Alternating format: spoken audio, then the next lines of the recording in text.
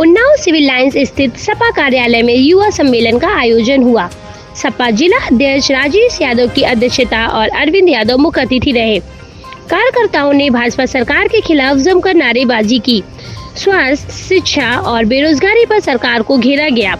अरविंद यादव ने deputy CM Brajesh Pathak के DNA बयान पर किया पलटवार। सरकारी अस्पतालों की बदहाल स्थिति और फेल एम्बुलेंस सेवा पर उठाए सवाल।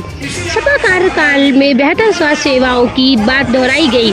युवाओं से संगठन मजबूत करने और गांव-गांव पहुंचने का आह्वान। सोशल मीडिया के जरिए पार्टी नीतियों को आम जन तक पहुंचाने की रणनीति पर चर्चा। कार्यकर्ताओं ने संकल्प लिया, भाजपा की नीतियों को हर स्तर पर विरोध करेंगे।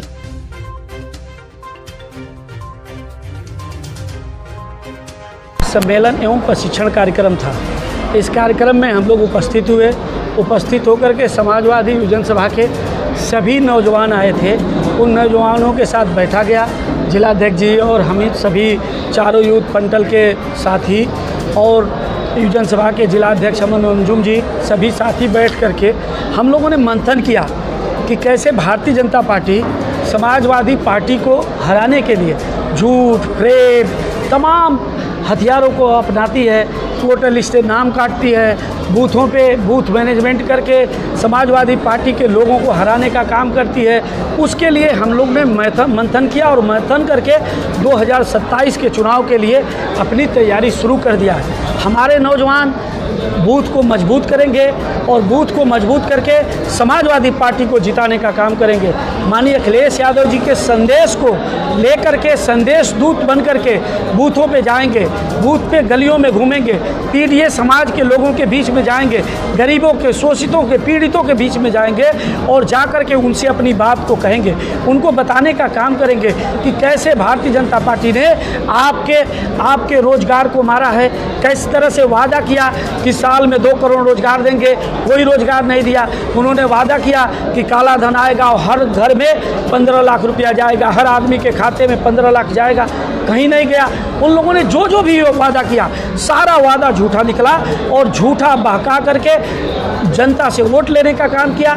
आज पूरे प्रदेश में, पूरे देश में लोग उद्वेलित हैं और वो चाहते हैं कि कैसे भारतीय जनता पार्टी की सरकार को उखाड़ फेंका जाए। तो बता रहे हैं जब घर में गुस्से मारते हैं, भारत बदल गया, घर में घुस के मारता है। अभी देखिए ये ऐसे ही करते हैं। वो घर में घुस के मारे कि हमारे देश के वीर सैनिक जो शहीद हुए, जो हमारे सैनिक हैं वो घुस के मारे। ये तो हमारी देश की शक्ति है। जब भी हमारी देश की शक्ति, देश पे कोई आक्रमण हुआ, वो कोई किसी देश ने आक्रमण किया तो हमारे देश के शहीद, हमारे देश के सैनिकों ने अपने पराक्रम को दिखा करके, अपने सेना के पराक्रम को दिखा करके और विरोधी देश को मारने का काम किया, उसे भगाने का काम किया। ये तो इस पर राजनीति करने का काम करते हैं। आप बताओ, आज ही मैं कई दिनों से देख रहा हूँ देश के प्रधानमंत्री जी का एक फ़ोटो वायरल हो रहा है। उसमें देखे होंगे कि सेना की वर्दी पहने हैं, वो हेलमेट लिए हैं और कैसे लग रहा है कि वही फाइटर प्लेन चलाते हैं। वो उनका काम नहीं ना फाइटर प्लेन चलाना, उनको क्यों वर्दी पहना दिया? तो ये तो उनका बस एक काम है कि मैं सेना के पराक्रम को हाईजैक करके, सेना के पराक्रम को भारतीय जनता पार्टी के लोग हाईजैक करके और जनता से उनको अपनी उपलब्धि बता करके वोट कैसे मिल जाए, वोट के लिए केवल राजनीति करते हैं। काम भी बता रहे हैं कुछ कर रहे हैं। अभी मेट्रो का उद्घाटन नहीं, कौन सा कानपुर में मेट्रो का उसकी शुरुआत किसने किया था? डीपीआर किसने बनाया था? मेट्रो का डीपीआर किसने बनाया था?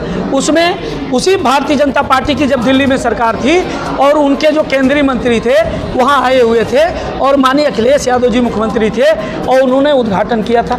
आप बताओ, वो तो नाम बदलने का काम करते हैं। आप केवल एक बात का एनालिसिस करो, एक बात का एनालिसिस करो कि उत्तर प्रदेश में 22 महीने में एक्सप्रेस हुए, 2 साल में मेट्रो, लखनऊ में 2 साल में मेट्रो और पूरे प्रदेश को जो उन्होंने एक स्ट्रक्चर दिया, उस स्ट्रक्चर को आज तक भारतीय जनता पार्टी पूरा नहीं कर पाई। आप कैंसर संस्थान देख लो, कितनी बड़ी योजना है। आप पत्रकार हैं, मैं ये बहुत भाव के साथ मतलब आत्मा से ये बात कह रहा हूँ कि कैंसर संस्थान जो लखनऊ में बना है, उस कैंसर संस्थान को अगर भारतीय जनता पार्टी ने ठीक से चलाया होता तो राजीव गांधी कैंसर संस्थान जो दिल्ली में है या टाटा कैंसर संस्थान जो मुंबई में है, हमारे उत्तर प्रदेश के लोगों को वहाँ जाना नहीं पड़ता, यहीं अच्छे से इलाज हो जाता। और माननीय अखिलेश यादव जी की एक सोच थी कि कैंसर मार देता है।